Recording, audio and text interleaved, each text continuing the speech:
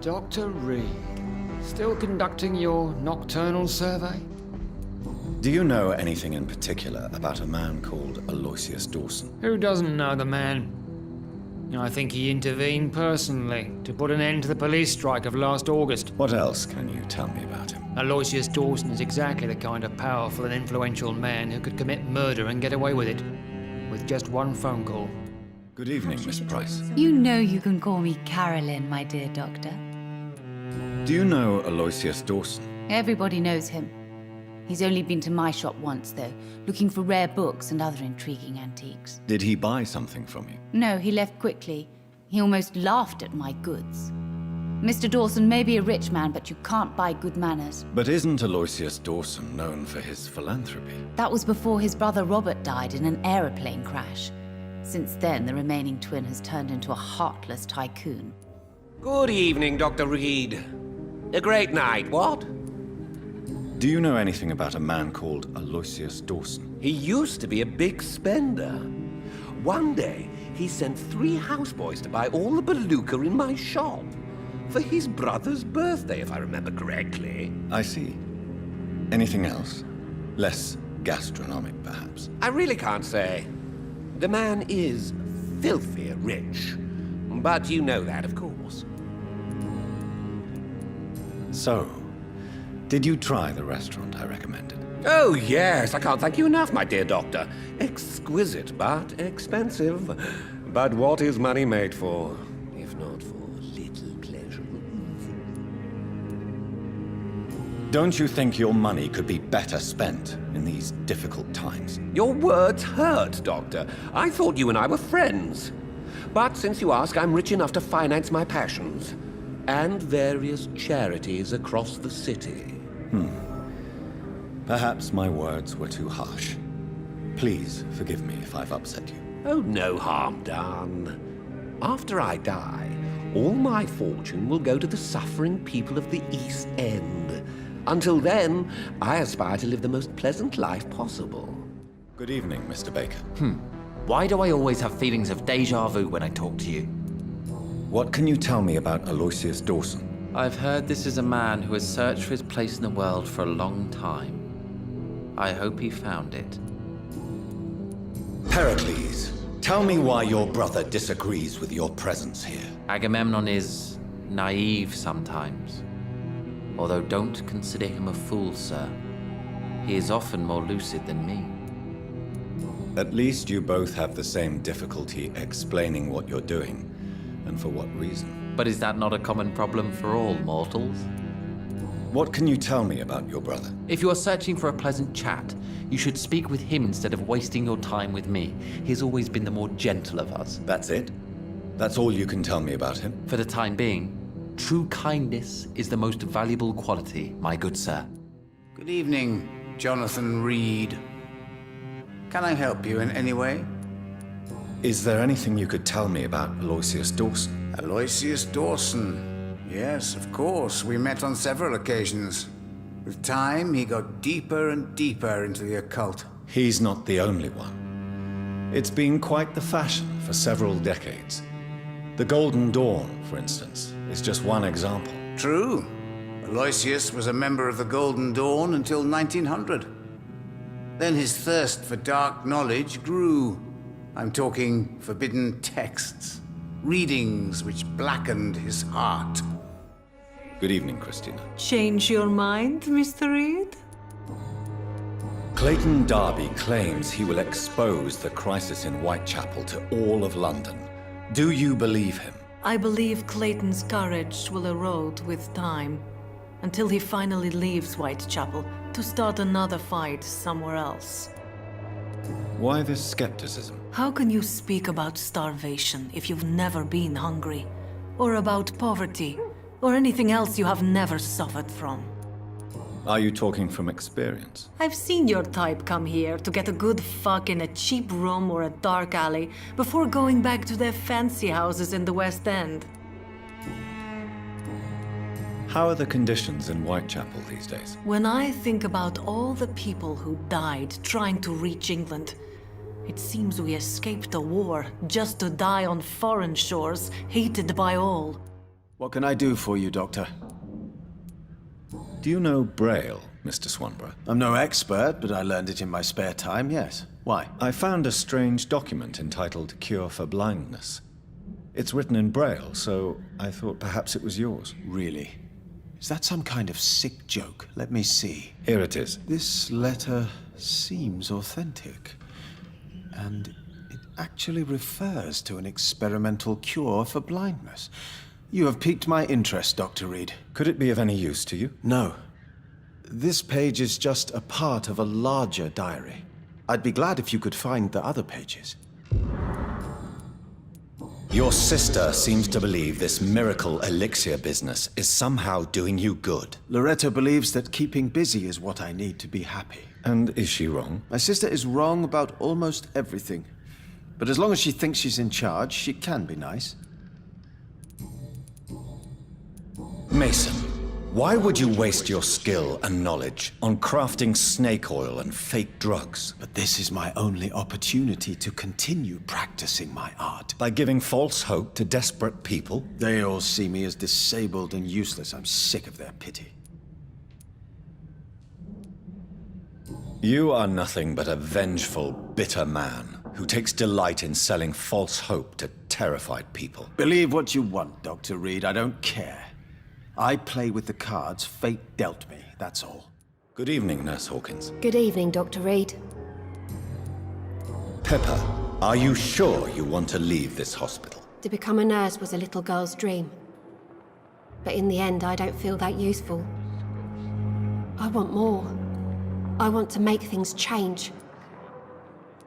You should be proud of what you've achieved. This hospital represents hope for many people in need of help. Maybe you're right. But at the moment, I feel like we're just a cemetery waiting room.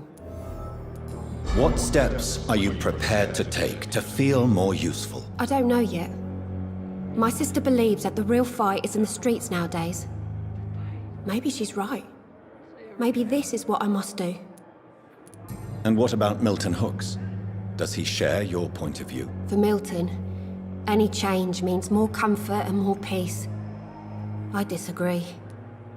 If you feel that saving lives is not useful enough, perhaps it means that you've lost faith. On the contrary, my faith has never been stronger. Maybe we are all just too proud to face up to the fact that science cannot compete with God. What news, Jonathan? I've heard you've now joined the vampire elite of London. Did Elizabeth tell you? So it's Elizabeth now. My. Things are moving quickly. I turn my back for a moment and away you go. Have you seen Lady Ashbury recently? Yes, she popped in yesterday. Told me about your new friends in the West End. Just a courtesy visit, then? Yes. And no. She was en route to the docks, I think, following a lead concerning your maker. How's the situation at the Pembroke? We're still holding out. Question is, for how long? What we really need is hope, Jonathan. Hope for a better tomorrow. I may have found the source of the contagion. Doris Fletcher, the actress. Thankfully, in the end, she was destroyed by fire. Really? Oh, please, do tell me more. Doris was a heavily mutated skull. Almost a new breed entirely. It's as if the disease had completely altered her mind and body. Highly contagious. As if the disease had taken control of her will? Yes. Once a beautiful and brilliant woman, she became motivated by hate alone. Oh, she was a beauty. I met her when she visited the hospital to cheer up the sick. Too bad the fire destroyed her. But it was probably for the best. Have you heard of similar cases? No, I don't think so. Except, perhaps, it reminds me of an old report from the Brotherhood. Well, more an article, really. What was it about? The author, a friar, referred to a rare form of contagion in a skull he observed during the Black Death. The carrier was always female. They called them Icors. I'll come back later. Thank you, Edgar. Always a pleasure to see you, my friend. You again. What do you want? I know you believe monsters are real, Booth. They are. I know, I saw one, but no one believes me. Tell me what you saw. It was a few years ago. Clay Cox was still the boss then. He'd sent me to the shipyard to find out who was stealing tools and ropes at night. Go on. First, I thought it was an old lady with a limp. It looked frail and crooked. Then I saw it grab a bloody beam and lift it like it was a stick. I shouted. It looked straight at me. Do you know what it was? It was all eyes and long teeth, but I couldn't see its face. I shot at it when it moved towards me and I hit it. And then it jumped and vanished in the shadows. You could have imagined all that. These docks can be so gloomy at night. With the fog and the wind and the boats creaking. No, Doctor. That night I saw the fucking sewer dog for real. It's not a beast like the stories say. It's the ghost of an old woman. Bullets can't stop it. But no one believes me. Are your friends mocking you? Even Edwina told me once to never speak about it, but I know what I saw.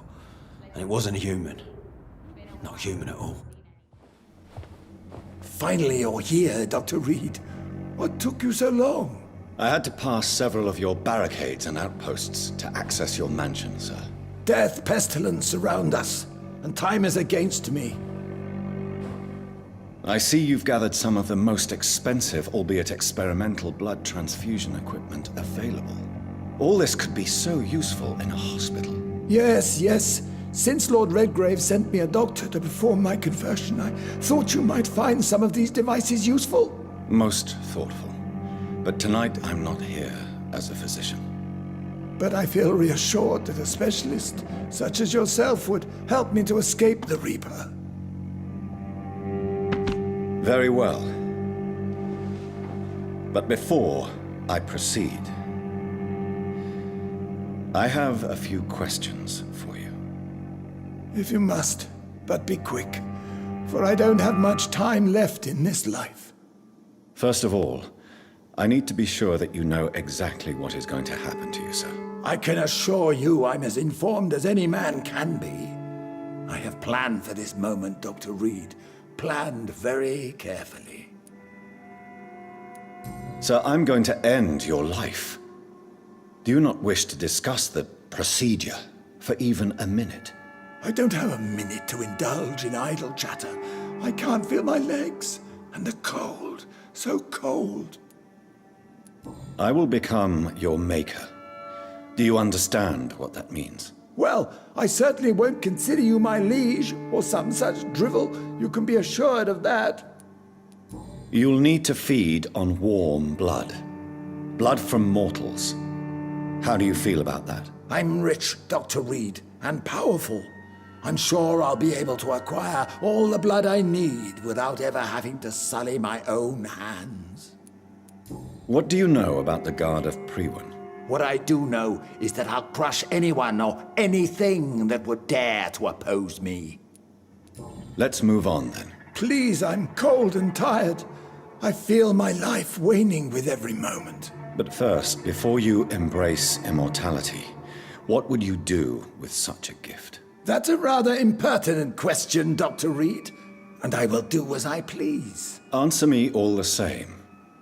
What will your first action be as an immortal? To save London. I will finance the most efficient quarantine ever seen. I will build a wall that will separate the sick boroughs from the healthy ones.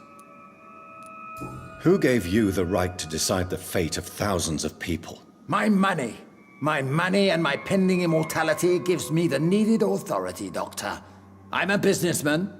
I'm used to tough decisions. You really plan to build a quarantine wall across London? Yes, it will be tall and strong, separating the wheat from the chaff. By doing so, you will also create two separate prisons. Come, sir. An eminent doctor like yourself knows that such radical measures have proved efficient in the past. Let me guess. You mean to isolate the rich from the poor? This is a desperate measure for desperate times. England must prevail, Doctor, no matter the cost. Quarantine is not a bad idea, medically speaking. But I'm convinced this epidemic will not be contained by mere walls. As long as the right people are on the right side of the wall, that's all that matters. But you can't guarantee infection will not spread. Just one contagious carrier would be enough to create an apocalypse. The apocalypse is already knocking at the gate. We must be strong now. What if a new outbreak happens inside your walls? You'll have created a giant trap. That won't happen. As long as we dispose of anyone that is contaminated as soon as they are spotted. I've heard enough. It's time to proceed. At last! All right, do what you have to do. If it hurts, so be it. I've been preparing such a long time for this.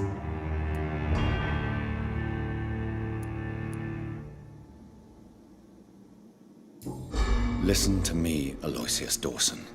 You will forget your fear of dying, for it has poisoned your mind and made you bitter and ruthless since the death of your twin brother.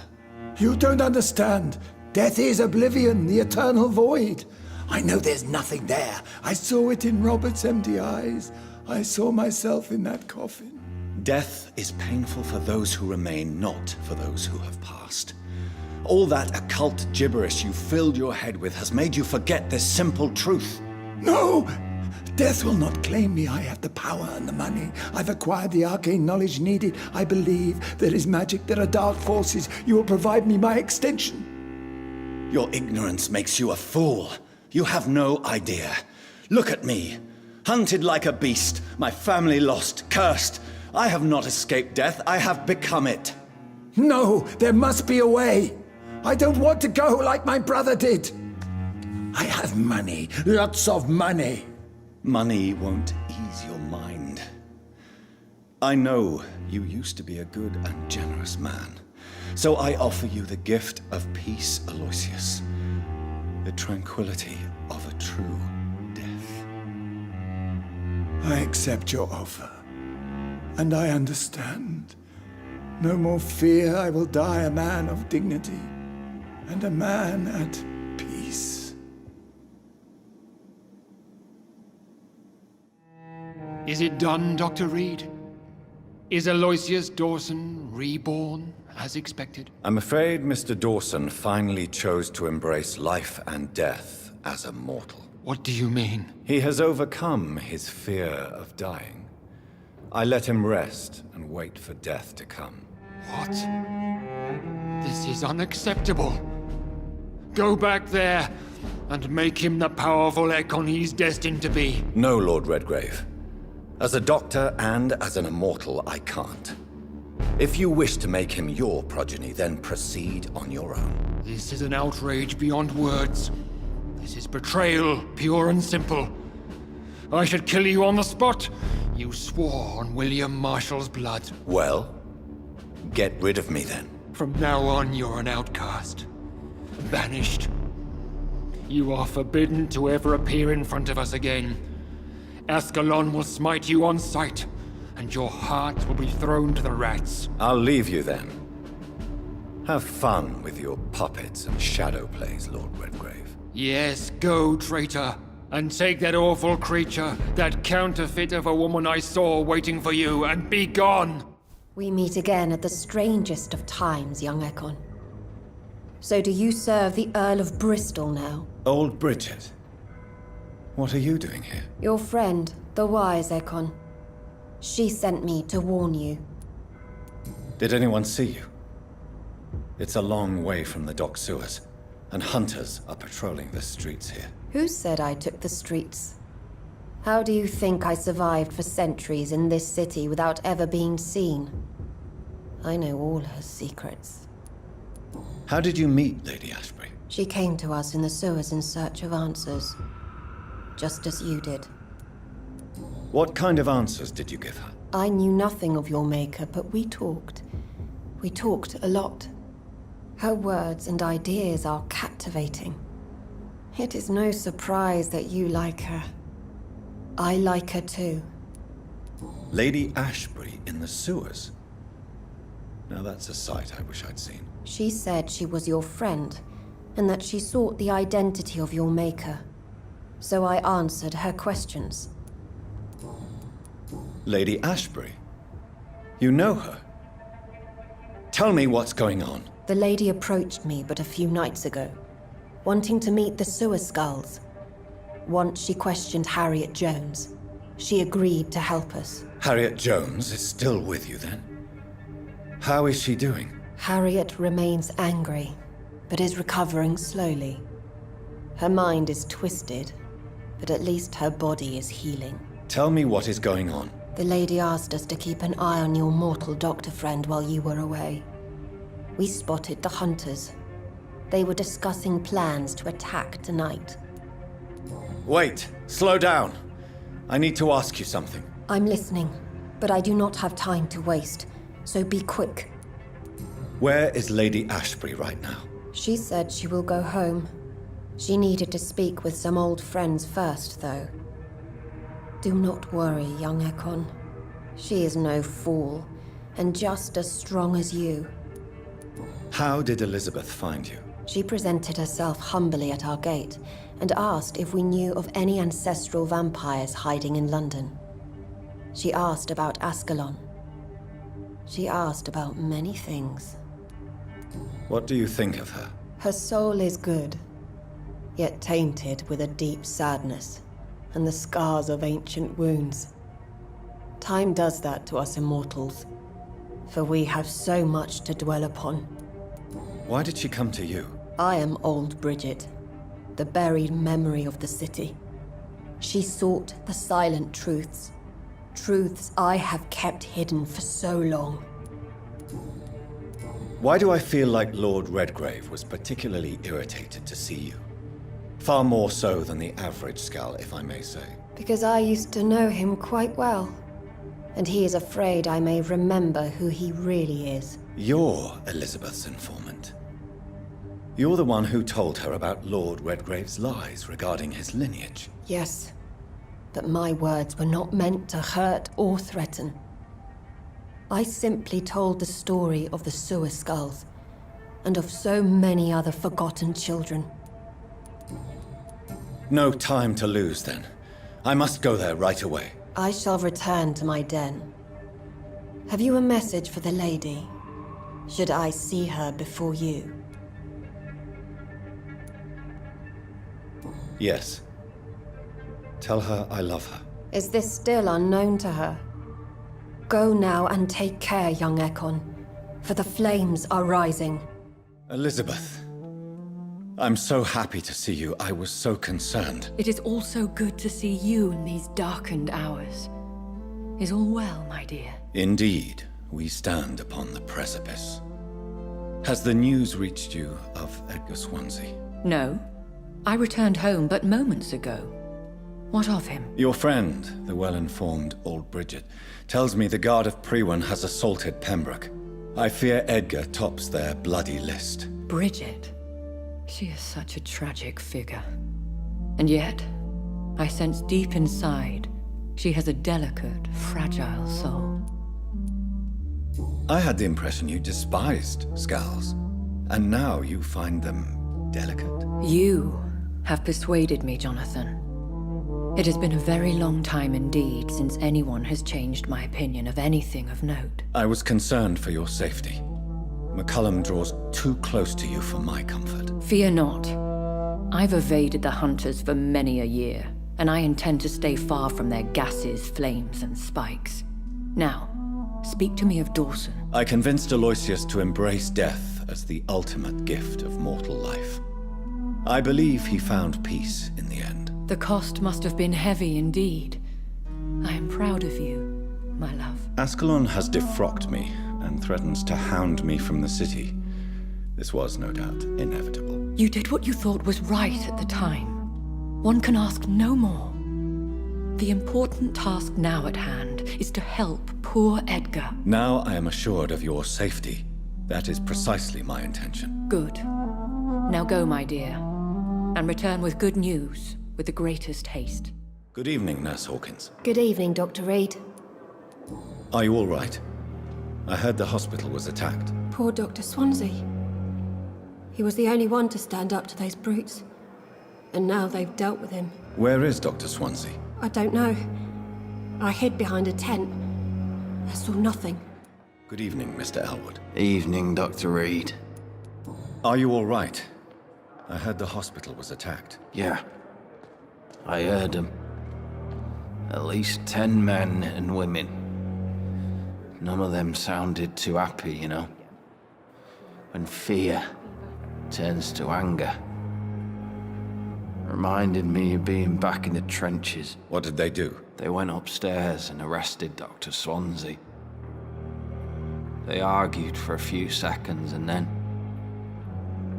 there was just this awful silence. I'm quite busy right now, Dr. Reed. Are you all right? I heard the hospital had been attacked. For now, we have to keep on looking after our patients. But we won't be able to do so for long without an administrator. Has Dr. Swansea really gone? Yes, this place is turning into a joke. A sad joke indeed.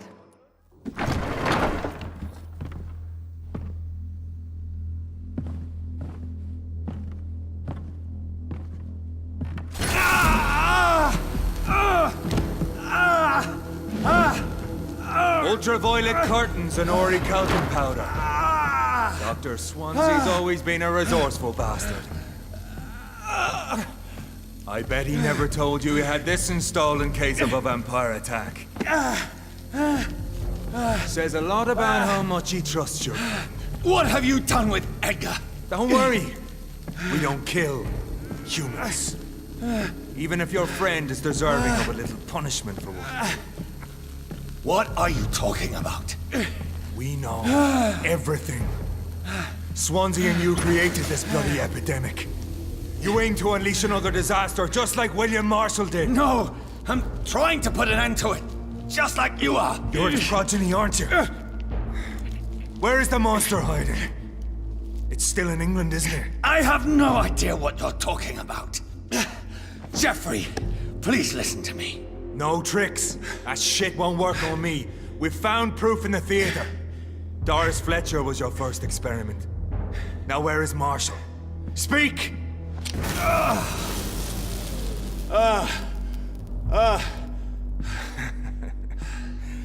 So much for modern technology. Time for the tried and true. Do you know what this is, Beast? This is a drop of King Arthur's blood. The blood of a true defender of Britain. Stronger than your evil powers.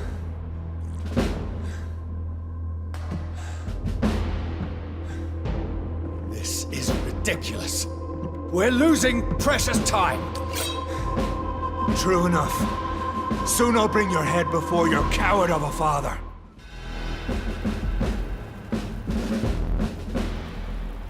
We are the guardian of justice. Priwen shall prevail. You can't accept the fact we're not enemies, can you? We always have been, and we always will be.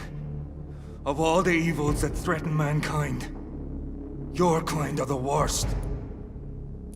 I was only reborn for a few minutes before you and your men hunted me down like a beast. You were only reborn for a few minutes, and you'd already taken the life of an innocent woman.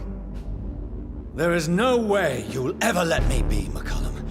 You'll always hunt me down, won't you? There is no escape, Leech. Kill me now, for there is no way you can sway me to your ideals.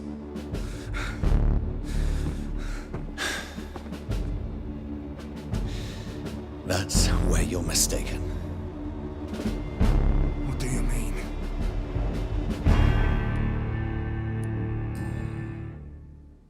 I'll spare you, McCullum. I'll offer you the mercy you never offered me. What is this ruse? This is no ruse, McCullum. This is me letting you go. After all, you and I are both trying to save this poor country in our own way.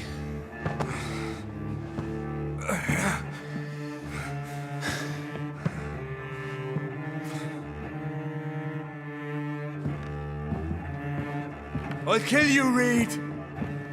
Next time we meet, I'll end you. See? Progress already. You called me by my name. Until the next time.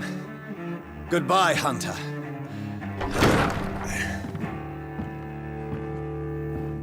Good evening, Miss Ashbury. And good evening to you, Dr. Reed.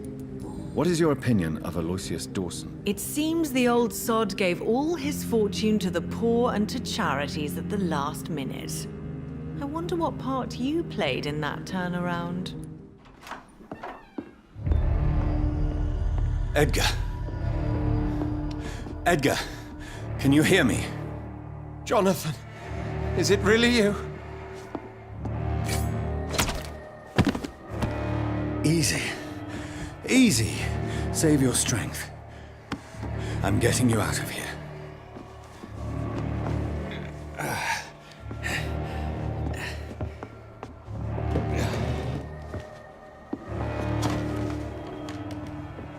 Don't try to spare me.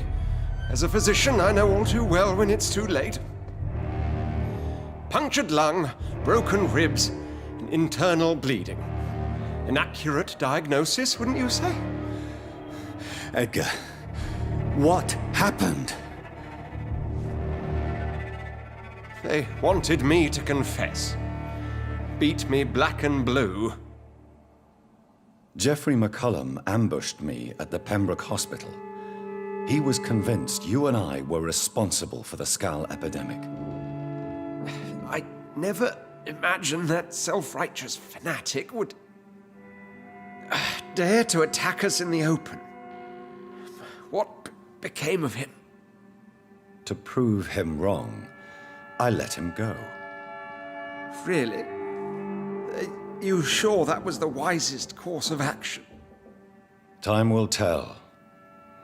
The most intriguing part of his accusation was that you and I were the pawns of some ancient vampire. William Marshall.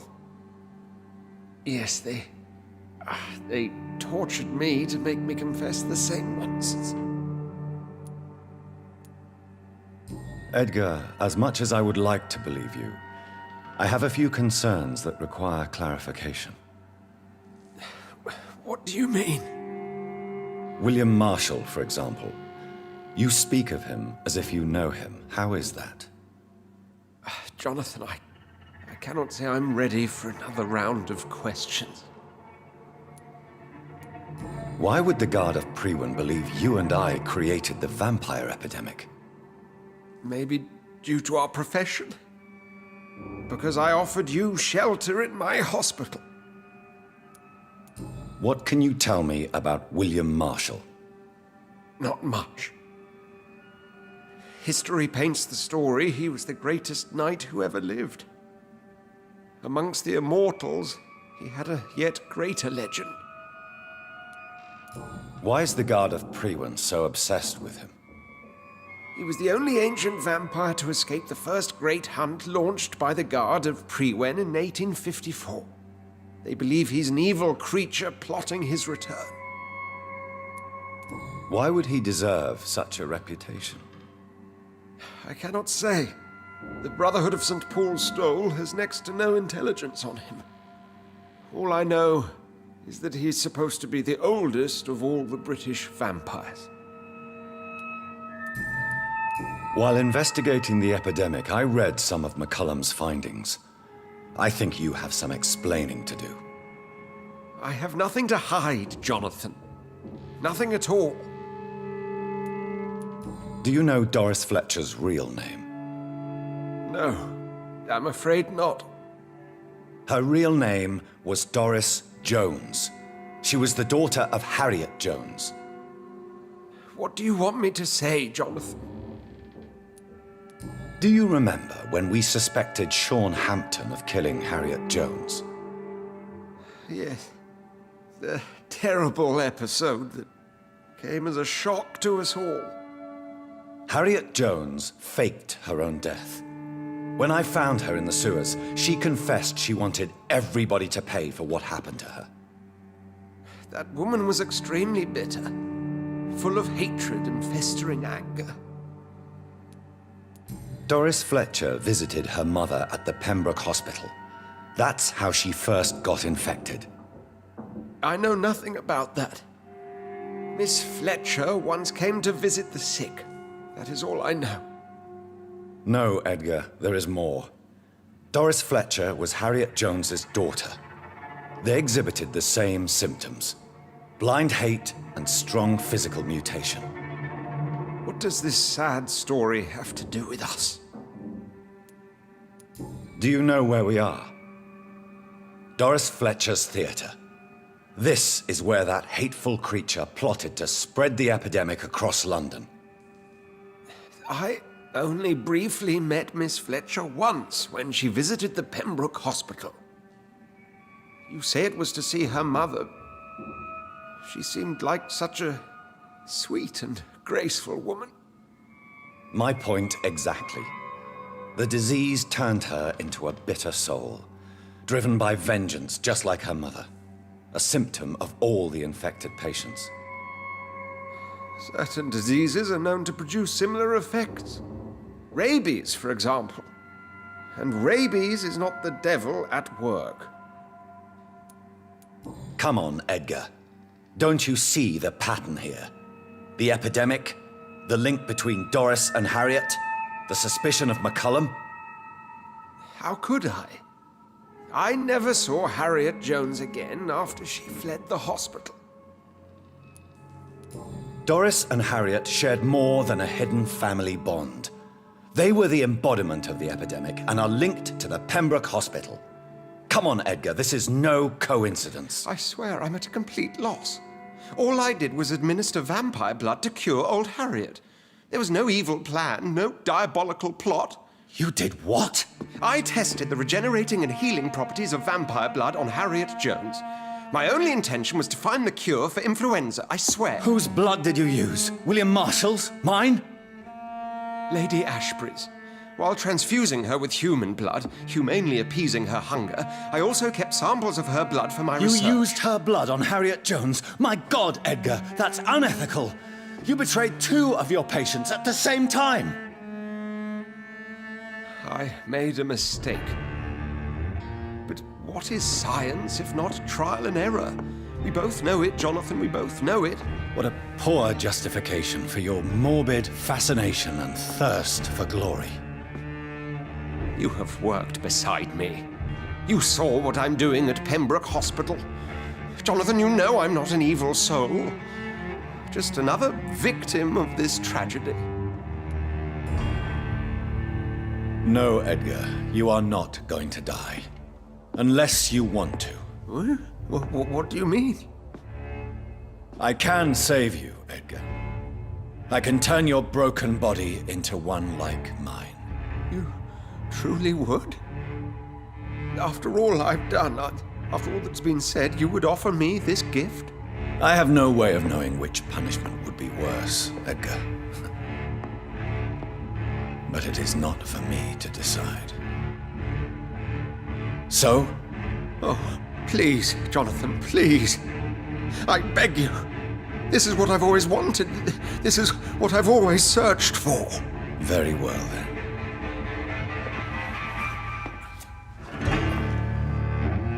Prepare to die and be reborn. To face an eternity of guilt. I'm ready. Oh, indeed, I am ready.